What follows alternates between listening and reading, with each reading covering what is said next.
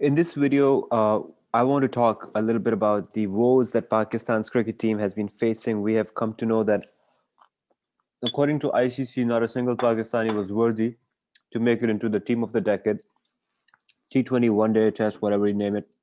Apart from Babar Azam, there is no excitement for any other cricket player, maybe other than maybe now Rizwan. We like Rizwan a lot too. But really, the issue with Pakistan's cricket team, regardless of whether you are a pro Pakistan cricket team and you think there should have been players listed in the all-time decade, or whether you believe that the list is perfectly good and Pakistani fans don't deserve to see one of their own in the list.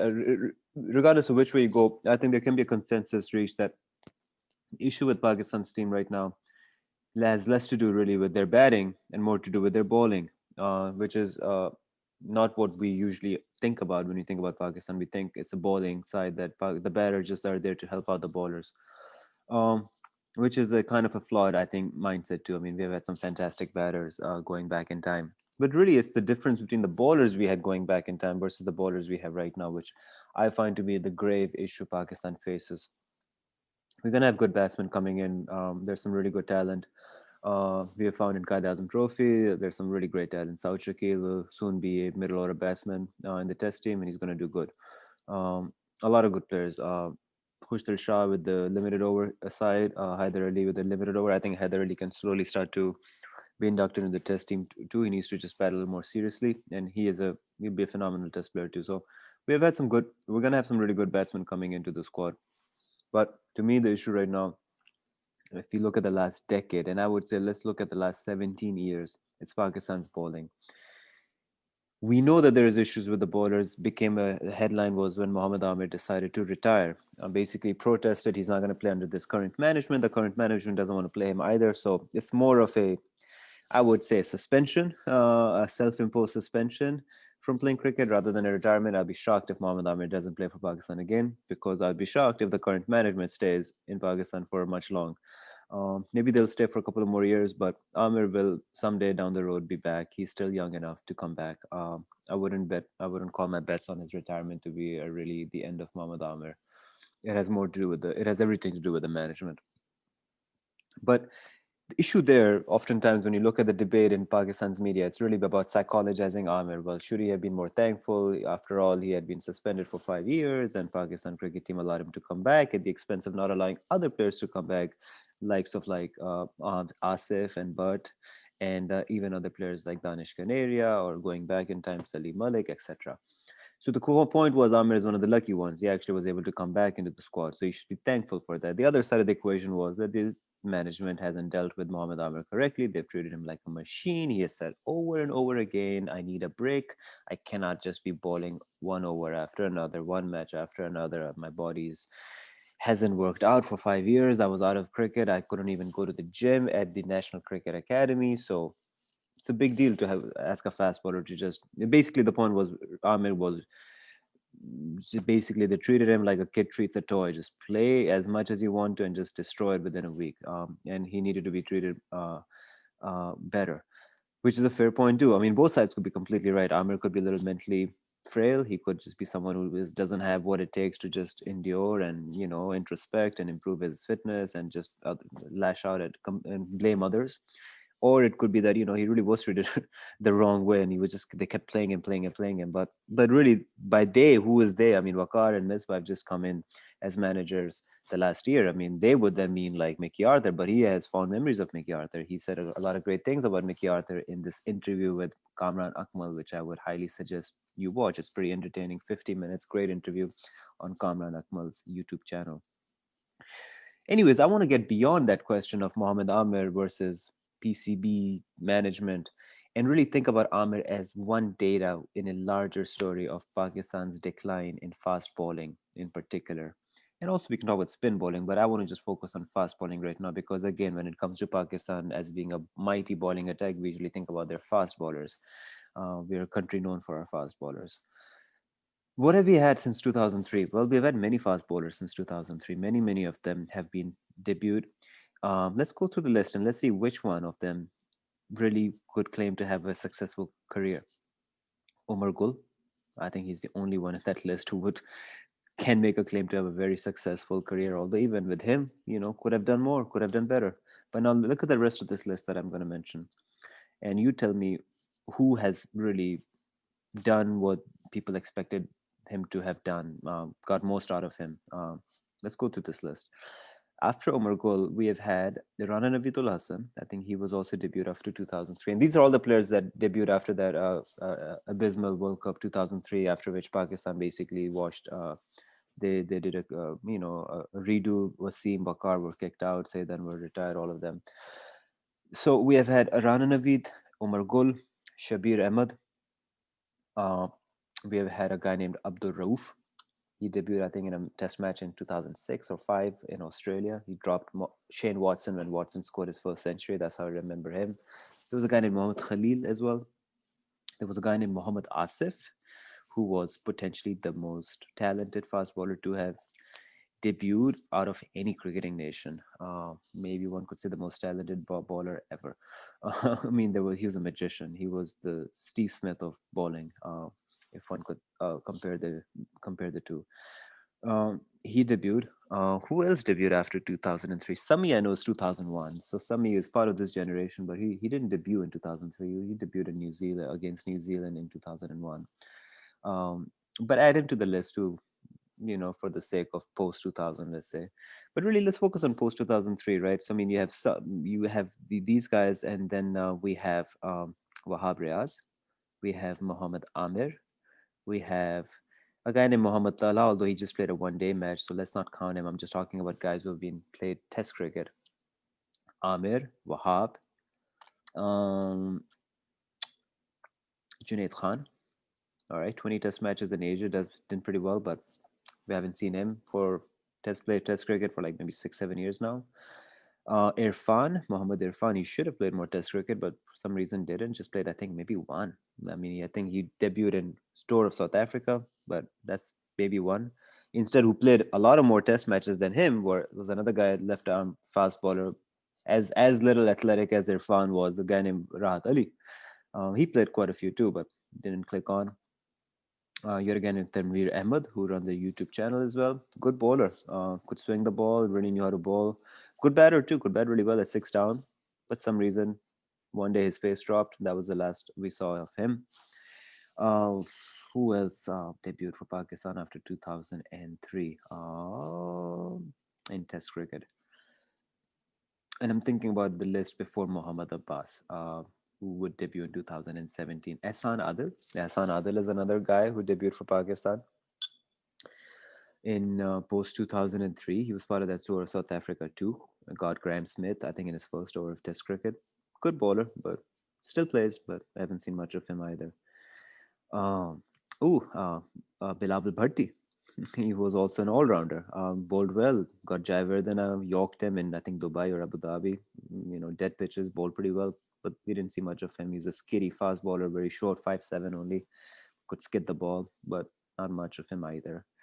Um, I mean, what else? And then, like, of course, the current list would be Abbas, followed by Shaheen Shah, followed by Naseem Shah, one test match from Musa Khan, although that was highly undeserved, but nevertheless, he played.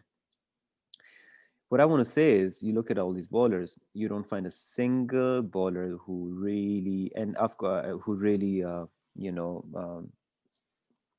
did, you know, did what he was supposed to do. You don't have a single one who comes anywhere close to even 200 Test wickets. And we got Tim Saudi with 300. Trent Bolt is going to have 300. Mitchell Stark will have 300. Bumrah is going to have 300. Stain, Morkel, Philander. I mean, all these guys. Various teams with all kinds of bowling packs. Mitchell Johnson, Ryan Harris. I mean, there have been some great bowlers who have bowled in packs. We've never had a pack. This is the point I want to make. There has never been a pack of Pakistani fast bowling.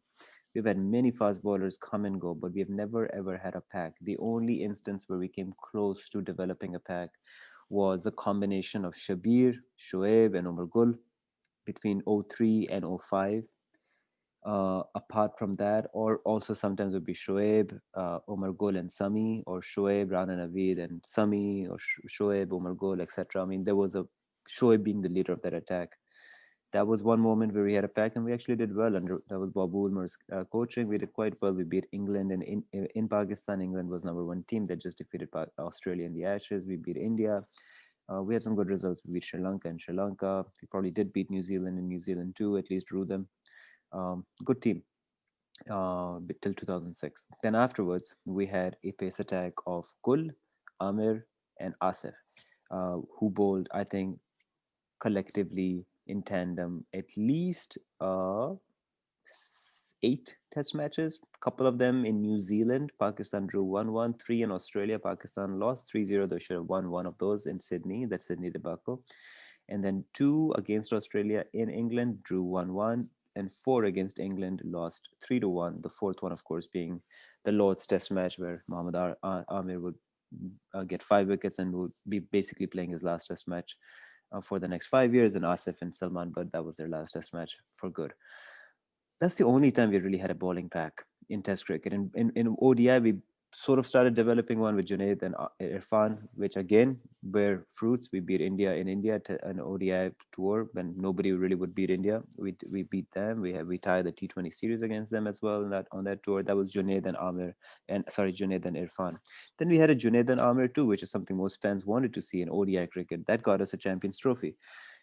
But in Test cricket and as well as in ODI cricket, we barely ever had a pack of bowlers. You contrast that with other countries. India currently has a pack of Bumrah, Shami, Ishant, add Mohammad Siraj to the list.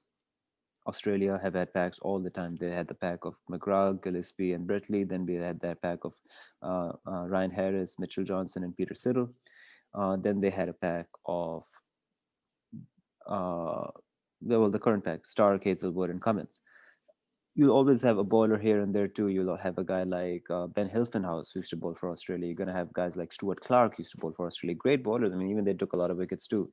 Um, you have other guys too like Jackson Bird, James Pattinson, who's a great bowler. Um, but or like going back, Kasparovich, who also was a good bowler, or lots of guys. I mean, you always have a fifth or a sixth option too, but you definitely have a pack that goes and bowls for you. And Pakistan just never developed a bowling pack. And why is the reason? I do not know. Because they used to have the greatest bowling pack in Test cricket's history of Wasim and Waqar. Many would say they're the greatest duo ever.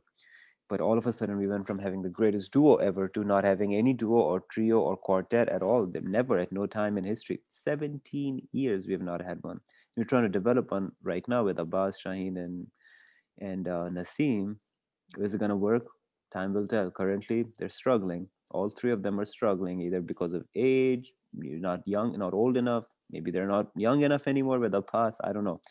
But uh, you just don't expect Pakistan's bowling to just destroy oppositions anymore. And you did expect that to happen regardless of where Pakistan played. Even in Australia, which back then Australia was so hard to beat, Pakistan could dominate them. And of course, they would lose because the batting was brittle. And a great example is the Sydney match. Couldn't chase 170. But they were put in a position where they could have won that test match actually by an innings. Australia was trailing by 48 runs with 2 wickets in hand when Hussey and Peter Siddle had that partnership. And so who you had bowling then? Sami, Asif, Amir, and maybe Gul as well, but at least definitely those guys. Why did you not build that bowling attack? Why did Mohammad Sami not get more chances? Well, he averaged more than 40. Okay, well then why did Umar Gul not get more chances? Why was Umar Gul not the leader of your bowling attack after Asif and Amir were suspended? That was a great time to have Gul be the leader and maybe have Wahab and Junaid be in tandem with them and have Tanveer Ahmed with them. That could have been a bowling attack. But either out of impatience or out of investing in spinners too much, but whatever the reason was, we never developed a fast bowling attack. Another guy, Izaz Chima, that's another guy missed his name. He played a big role as a couple with Umar Gul. So it was Chima, Gul, Saeed Ajmal, and Abdul Rahman. They won Pakistan a test series, whitewashed England 3-0 in UAE. He played a key role in that series too. He won us an Asia Cup final too, in a final over. But again, didn't see much of him either. A lot of guys who could bowl, who could win you matches, talent. But for some reason, they just wouldn't bowl as many overs, as many matches as you expected them to. Not a single Pakistani fast bowler since Waqar and Wasim's retirement has come anywhere close to 200 test wickets. Unacceptable. New Zealand, Sim Saudi just got his 300 test wicket. Um, let's think of Saudi versus Suhail Khan. That's another guy I missed. Where is Tim Saudi exponentially more talented than Suhail Khan? He doesn't bowl any faster than Suhail Khan. He actually bowls a little slower, to be honest. He has an outswinger. Suhail Khan has an outswinger. Why does Tim Saudi have 300 wickets and Suhail Khan have barely 3 test matches under his name? It's a question I leave you with. So that to me is the reason why Pakistan has declined surreptitiously. People talk about the batting, how batting is weak, etc. We're gonna get batters. We're gonna get more batters who are maybe not as good as Babur, but at least good enough to win you matches. It's the bowling attack, and it's a fast bowling attack that Pakistan has slowly lost, and we keep forgetting that because we keep hyping our fast bowlers up. And no better example than Naseem Shah. Hype him up, 17-year-old can bowl 140 plus K. Can he anymore? Will he anymore? Is he gonna get injured? How many test matches will he play? We don't know the answer. Time will tell. But that is the problem for Pakistan. Not a single bowling pack of 3 or 4 fast bowlers over a duration of time. Not one. The closest was really again going back in time, Shabir Ahmed, Shoaib Akhtar, Umar Gul. That was or Rana Naveed. That was basically it. So I hope you enjoyed this video and tune in for more in future.